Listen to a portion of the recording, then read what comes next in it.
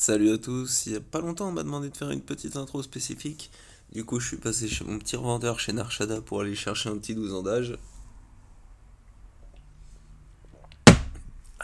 C'est meilleur qu'un coup de pied au cul, comme dirait Dacha. Hmm. Du coup, on a regardé vite fait les speeds de DR et de Padmé. C'est pas trop rapide on va dire. Donc j'ai clairement l'avantage des speeds, j'ai pas besoin d'en regarder plus. Le territoire nord c'est surtout du bleu, du Jedi. Donc quelle que soit la méthode, ils vont mourir. Et au sud, bah là c'est du rouge. Il y a une Nut, une crue et une GG. Donc pour bien commencer une petite saison de 3v3, on va se faire une petite NS vs GG. Parce que ça marche pareil et c'est le même résultat. Sauf quand on pratique intensément le noobisme et qu'on attaque directement B1 avec le mass assist de Talzin. Mais là, c'est pas le cas. C'est bon, au bout de 2 fois j'ai retenu. Bon après, comme on dit jamais 203, il y a forcément une autre fois où je le ferai, mais vous inquiétez pas du noobisme, il va y en avoir.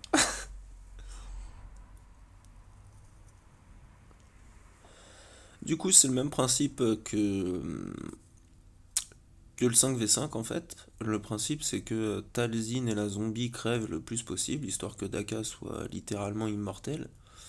Là, par exemple, elle prend le heal block, mais c'est pas un truc qui fait spécialement paniquer ou quoi, étant donné que elle a quand même déjà un sacré paquet de PV parce que Talzin, bah la mienne, elle est G8, elle est tellement squishy qu'à chaque fois qu'un mec éternue, elle disparaît. Et puis ma zombie, elle est cannée un paquet de fois aussi, donc là, en plus, on a le petit stun de Daka, ça c'est une pépite sur la basique, le stun est magnifique. Et puis là, on va essayer de stun GG, donc jusqu'à ce que le heal block se barre, voilà. Et là, on va se remettre full, et on va continuer d'essayer de le gérer avec les stuns, et puis de le descendre petit à petit, avec la plague, etc. Donc là, c'est juste essayer de timer le truc, voilà, pour finir à 51 bannières.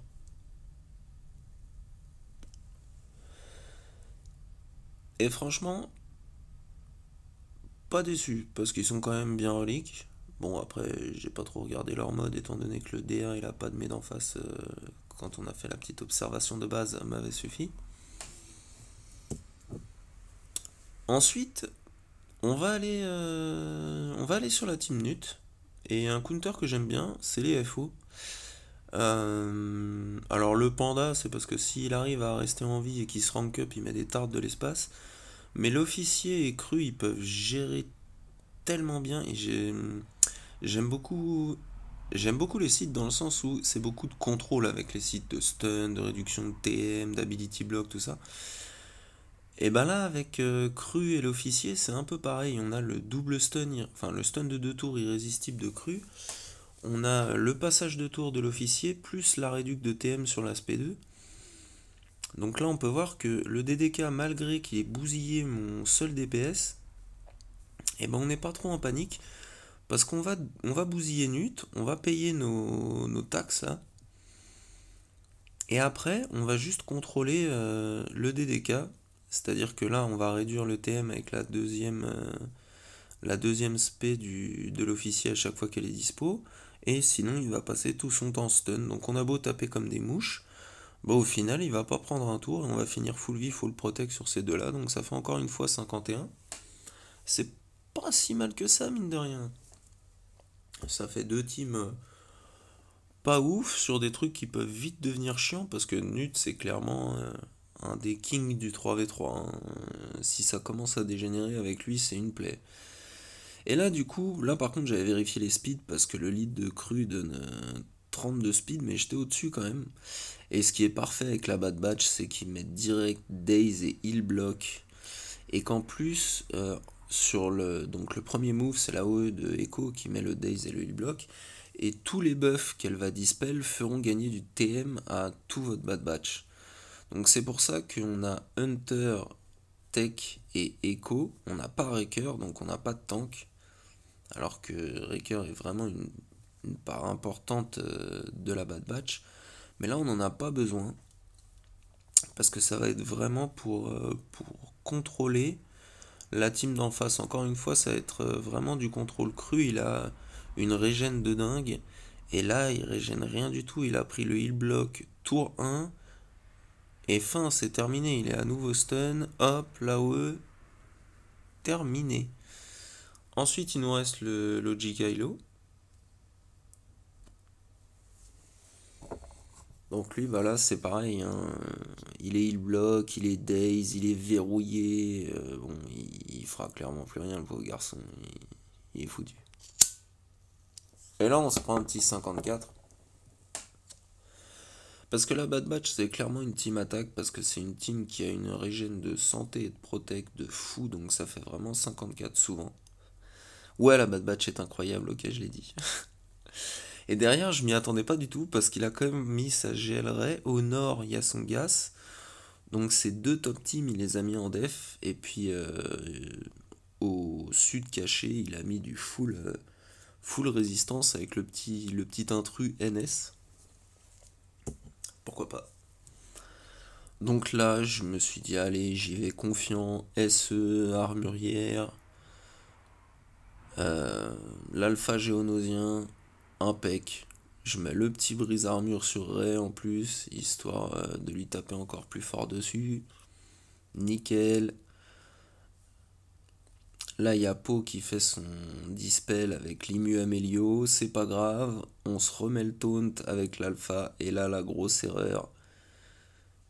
Je fais la bonne vieille spé de la brute, ce qui fait qu'elle a plus de taunt juste après. Et boum, Ray qui recte l'armurière. Donc le noobisme, là on est bon. Et du coup, c'est la panique. Donc je vais me mettre à faire un peu n'importe quoi. Ce qui fait que je link Ray et Finn alors que Po et Finn c'était très bien parce que quand un personnage est link, il disparaît immédiatement tandis qu'un GL ça lui fait juste mal mais il disparaît pas. Et du coup bah je n'ai pas les 3 stacks de l'armurière donc Ray va littéralement me péter les dents. Donc double noobisme. Deux noobisme pour le prix d'un, c'était les soldes aujourd'hui, hein. On peut y aller à fond. Pan, voilà. Ça, c'est bien fait. Et du coup, j'ai quand même mon SLKR en attaque, mais le problème, c'est qu'au nord, il y a Gas. Donc je me suis dit, de toute façon, j'ai pas le choix. Je vais y aller en DR, le trium Empire Sith, on va dire. Donc DR, BSF, Malak. Et puis je me suis dit, bon, bah, on va voir, au pire, je le laisse tout seul, je le termine avec une autre team. Et puis j'utilise SLKR pour finir Ray.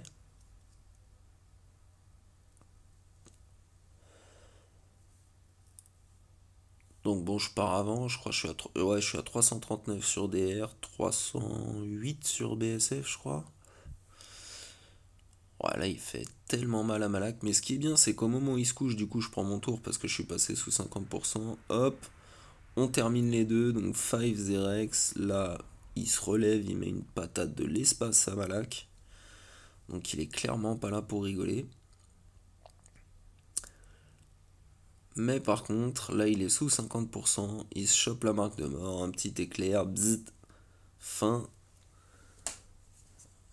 Site 1, Jedi 0.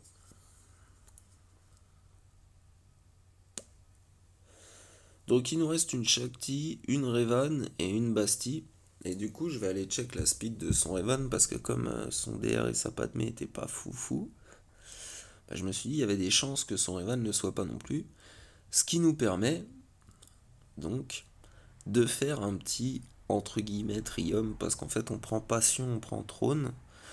Donc ça va nous permettre de passer le tour à Traya direct, d'isoler Revan. Ensuite on va fracture GK. Ce qui fait qu'ils ont des debuffs, GK et Revan, et avec Nilus on fait le drain, donc on augmente leur délai, ce qui est pas trop mal. Ça nous laisse le temps avec Traya d'Ability Block Jolly, du coup avec une petite basique de trône, pouf, un petit stun, un peck. Et là on est bien, parce que là ils feront clairement rien. On repasse quand même le tour à Traya. On va faire proc le Savior sur Jolly. Comme ça, si on tue autrement que par une annihilation, ben, ça reviendra pas. Savior a déjà proc. Le petit Nihilus qui rector Evan. Ensuite, on met en auto. GK qui prend la fracture et l'isolation. On met le focus sur le Jolly et on laisse faire.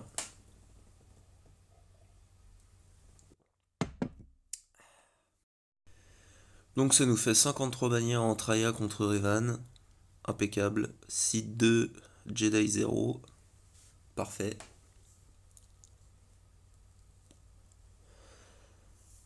Ensuite, je me dis, bon, il y a la Shakti clone, mais il n'y a pas de Rex dedans.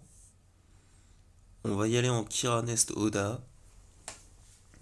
Ouais, on fait jouer les Jedi un petit peu. C'est le seul qui joue.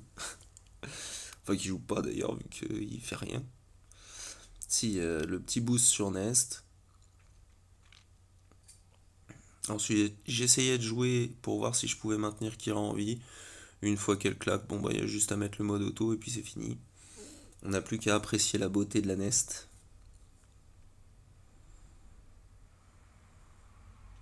Elle est trop nesty. Pan, pan, allez. Salut, bon 49 bannières, c'est pas ouf. Mais ça passe. Étant donné tout ce qu'il a mis en défense, je suis pas sûr qu'il ait de quoi me clear. Donc, du moment qu'on passe tout, même en 15 essais, c'est pas grave. On est pas mal.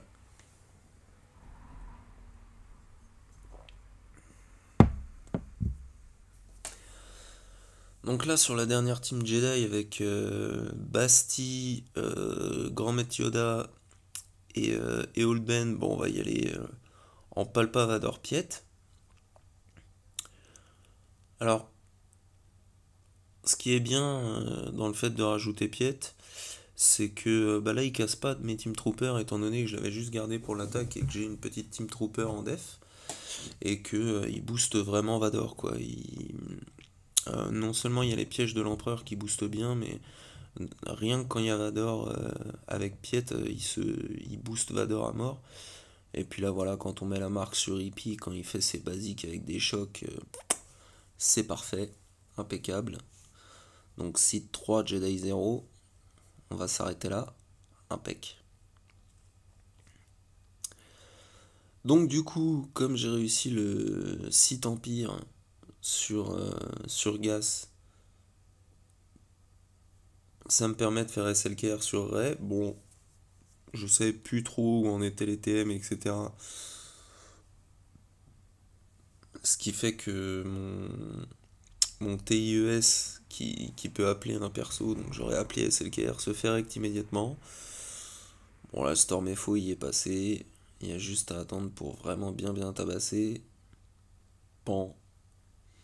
27 bannières, c'est superbe. Je pense que c'est un vrai gros score. J'ai perdu en SE contre Ray quand même. Ça, c'est de la tristesse. Enfin bref, c'est les choses qui arrivent. C'est le 3v3, donc on n'est pas très sérieux en même temps.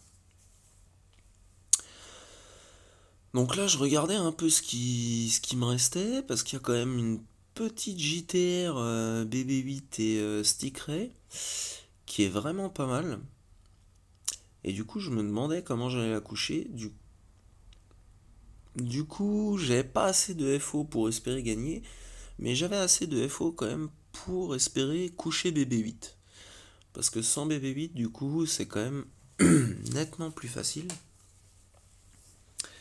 Donc on va mettre Hux, Phasma et Kilo. Alors là, c'est pareil, je vais donner dans le noobisme 3000. Bon, on a buté BB8, c'est pas mal. Là, attention, voilà, mass assist de Hux avec deux mecs qui sont Daze dans son équipe. Ça, c'était l'instant cadeau. Hein, c'est superbe. On peut apprécier. Bon, bah là, Stick Ray, elle rigole zéro à un moment. Elle a éclaté Kilo, mais elle a juste laissé un tout petit peu de vie pour que ce soit JTR qui le termine. Mais c'est pas très très grave, on va changer, on va aller sur les NS avec Bossk, Boba et Griff. Et du coup,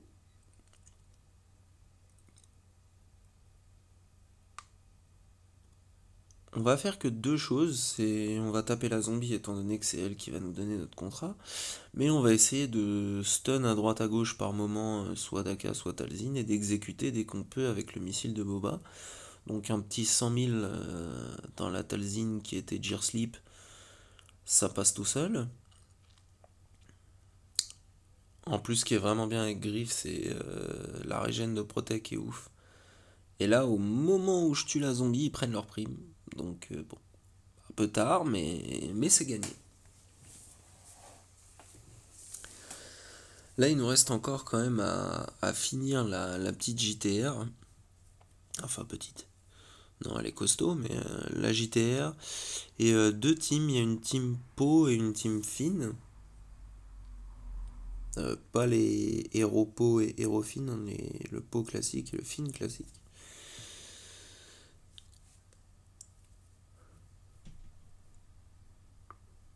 Donc pour finir JTR, je me suis dit je vais mettre Sidious, Savage et Watt. On va mettre les technologies sur Savage et Watt. Donc on a mis la santé à Savage. Parce que c'est vraiment un perso qui régène beaucoup. Donc à part avec le heal block de JTR, ça passera bien. On a mis celle du TM sur Sidious. Donc là on va essayer de finir Stingray. Boum. Alors ce qui est très pratique, c'est que dans le lead de Sidious, il fait gagner vraiment beaucoup d'attaques au site et il fait gagner 2% d'attaque en plus à chaque fois qu'on fait un critique. Sauf que comme JTR esquive vraiment énormément, bah c'est un peu chiant. Mais l'avantage de Sidious aussi, c'est que sur sa basique, il met le heal block. Donc si elle le dispelle pas immédiatement, eh ben elle a quand même du mal à se remettre correctement. Donc là, notre but, ça va être, comme pour la Stingray, de la descendre sous 50%. Et attention, poum. Voilà, merci Savage. C'est ce que j'appelle de l'efficacité.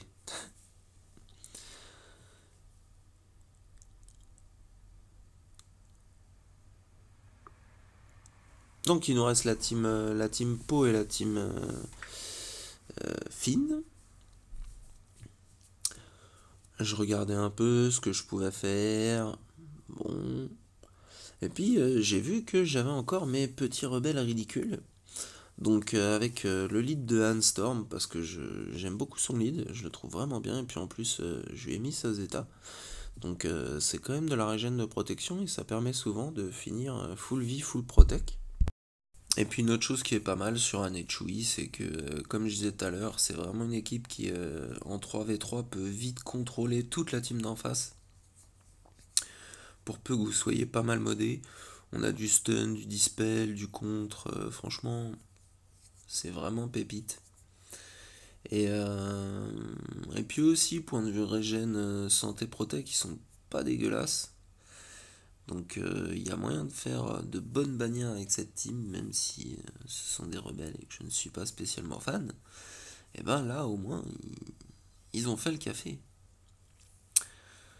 Donc il nous reste la petite Amélie Noldo, qui est un perso vraiment beaucoup plus intéressant que ce que certains pensent, parce que rien qu'avoir une AOE Days sur un tank, c'est pas dégueu.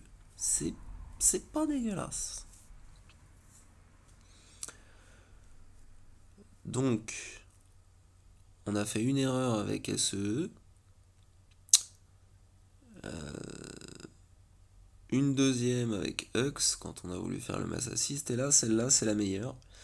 C'est qu'il me semblait qu'il y avait un feat où il fallait tuer 3 mecs avec des Rogue One, donc je me suis dit, bon, je vais tenter, étant donné que j'ai déjà 2 fails, on n'a rien à perdre, je vais tenter Motma, Kazian et K2, comme ça, si Kazian arrive à gifler les 3 mecs d'en face, ça fait 3 kills avec des Rogue One. Sauf que c'était pas ça le feat, c'était gagner avec 3 Rogue One. Donc j'avais juste à tuer 2 mecs d'en face avec une team, mettre le troisième en PLS, attendre que ça fasse égalité, et puis juste mettre Jhin, Kazian et K2, finir le type et c'était réglé. Mais non, plutôt que de faire ça, je vais préférer tenter le feat qui n'existait pas.